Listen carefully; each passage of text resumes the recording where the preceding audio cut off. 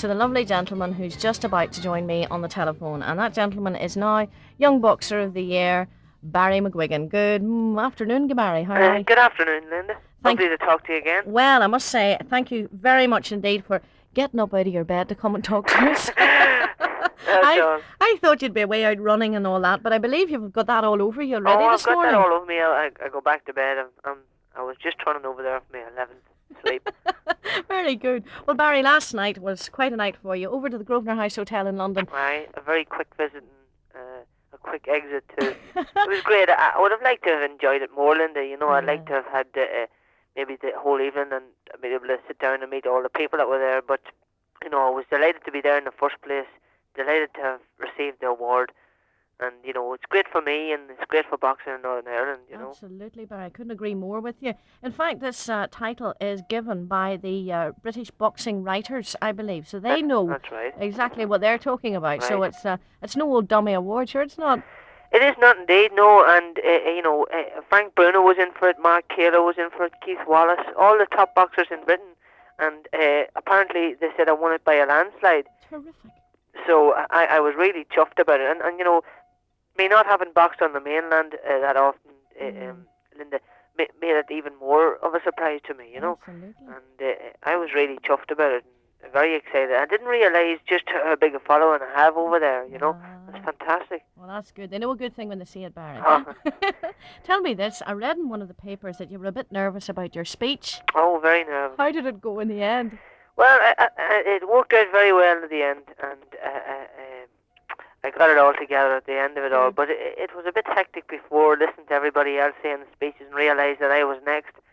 And you know, I chattered a bit, my teeth chattered a bit, and I got it together at the finish. Well, that's thankfully. That's not the main thing, getting it That's together the main at the thing, end. yeah, right. Well, they were very pleased with me showing up there. You know, they were very good, and they let me away early. They realised that I had an important fight in you know, in a week's time, and they didn't hold me back. But there was a marvellous parade of champions, Lynda, and the guy introduced them all.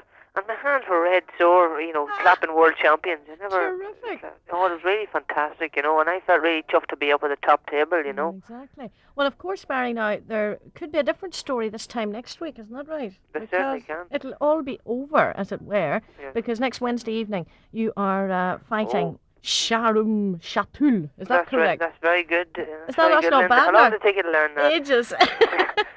No, that's right.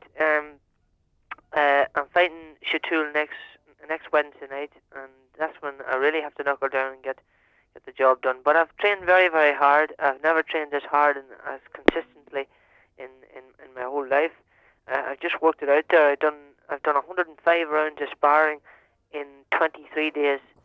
So and you know, I've put it together. I'm feeling a bit tired now. You know, I've done it all, and I'm starting to ease off now. Yeah. But I still have another 15 rounds at least to finish with, you know. So, and I realise it's a very difficult fight, and that's why we imported the very best of sparring partners from America, and we got the best of both. We got a fighter and a boxer, and it was really good, and we had a great time with these guys. They're very nice, but you know, we knuckle down to the hard stuff next Wednesday. It's going to be a really difficult fight. It's the final eliminator, in fact, for the Commonwealth title. That's right. Yeah. We're going to assume, because we have so much faith in you, that is going to be the case. What will that mean for you, Barry, if and when, indeed, you do win next week's fight? Well, it means that it puts me... this guy is a very, very good fighter and very well respected throughout the world. He's high up in both the World Boxing Council ratings and World Boxing Association ratings. And he's very well respected, both by them and by me, believe me.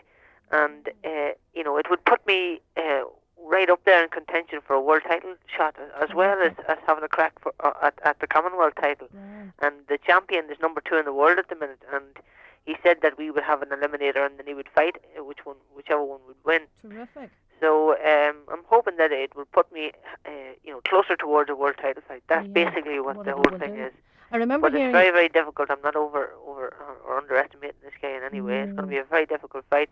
I think that it'll be the first time that I'll have to go the distance, you know. Mm-hmm. I remember hearing you being interviewed just after the last fight at the King's Hall, and you were trying to explain what it was like coming out to those thousands of people who were there.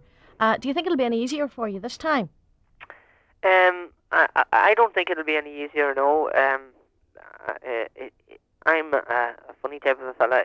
No matter who I was fighting, I would always be nervous anyway. But I think the crowd is a fantastic help and gives you a great storage of energy when you most need it. Yes, right. But to come into the hall, it really makes the hairs in the back of your neck stand up. It's fantastic, when 10,000 people are going absolutely crazy.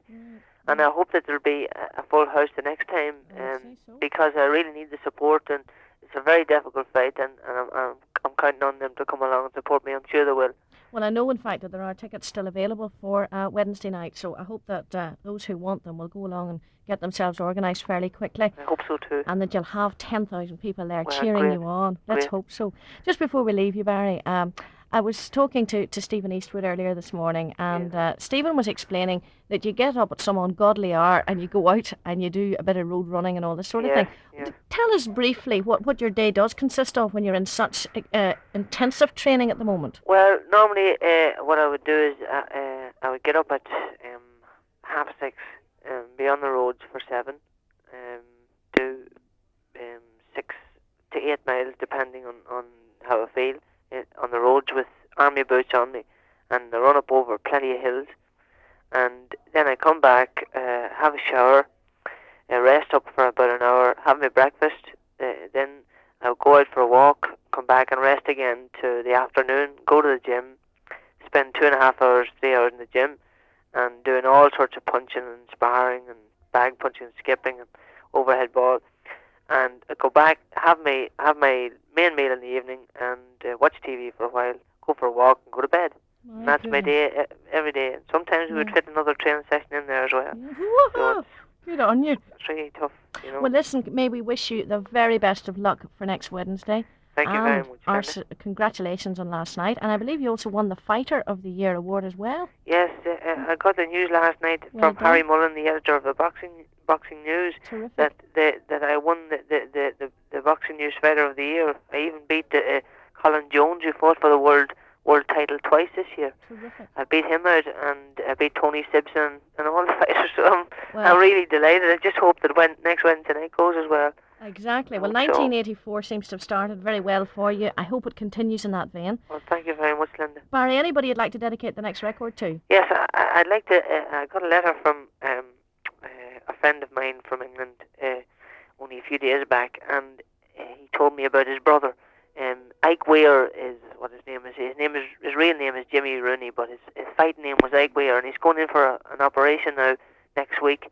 And I'd like to dedicate it to him, to Jimmy Rooney, and also to Rinty Monaghan, and that they'll get better quickly. Get back on the fight again. Right. Well, Barry, thanks for being with us. Away you go back to your breakfast. Yeah, I'll go back to my late breakfast. I do hope we'll be able to join up with you next Thursday morning after the fight. Well, I hope so too. All the best. Lovely to talk to you again, Lynda. Thanks a million, Barry. Bye-bye. Bye-bye. See.